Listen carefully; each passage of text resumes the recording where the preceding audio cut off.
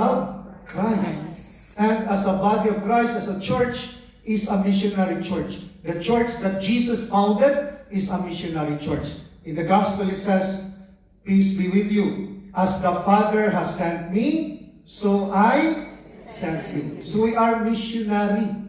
Okay? Our baptism will never be complete if we do not do mission. Pag hindi ka nagmi-mission, our baptism will never be complete. It is only in participation of the mission of Christ that our baptism will be complete. Last Sunday, Ascension Sunday, right? The head of the body ascended. Who remains in this world? The body, we baptized, right? He is the head, ascended, the body remains. Therefore, it is our duty to continue the mission of Christ. The body of Christ is the extension of Christ in this world. That in our service, in our humility, people may experience God. That's why our worship should empower us to be of service to our brothers and sisters. Our worship should not remain in the church. In the church, worship, amen, amen. But after that, we go home, chismosan, siraan, destroy one another. But in church, very prayerful.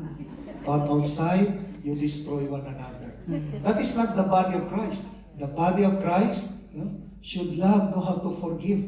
We are extension of Christ in this world. Amen. Can you look at your seatmate? It's an extension of Christ. I remember a story of our former superior general of the Society of the Divine Word, German, Father Heinz. He was assigned in the Philippines, Cebu City, Philippines. German, but no, he studied the dialect, Bisaya. German speaks Bisaya. He's our philosophy teacher, but during Sunday, he will go to the depressed area and try to give medicine, talk to the poor. One Sunday, after his Mass, as he prepared go to the squatter area, he passed by a man, crazy man, mentally ill. Maybe for us Filipino, if we go there, we just ignore. Because we don't care. But you know, this German missionary stops. And he give bread to the mentally ill, talking in Bisaya dialect. And people pass by. Who is now this one or this one? Because German stop by, he give time. And then he give water. You know what? After the mentally ill, after he drank the water, the mentally ill said, "Are you Jesus? Are you Jesus?"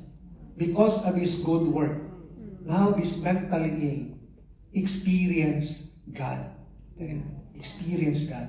That our goodness, our service, they will also experience God. Maybe we will not be appreciated, but we remember we are servant of the Lord. Okay? That's why, as charismatic, to give life, we serve. That in our service, they will also experience God. That God never abandoned them. Amen. Because of us. We are the body of Christ, extension of Christ. And we should not be afraid. In the gospel, the disciples, they were afraid and they locked doors when they gathered for fear of the Jews, that they will be arrested. So, because of fear, they locked doors. So how can do mission full of fear? And so, but Jesus in their midst and said to them, what did Jesus say? Peace be with you. Mautang nyo, sana. Jesus, peace be With you. Because the opposite of fear is peace. Peace. If Amen. our hearts full of fear, there is no peace. Peace. Fear.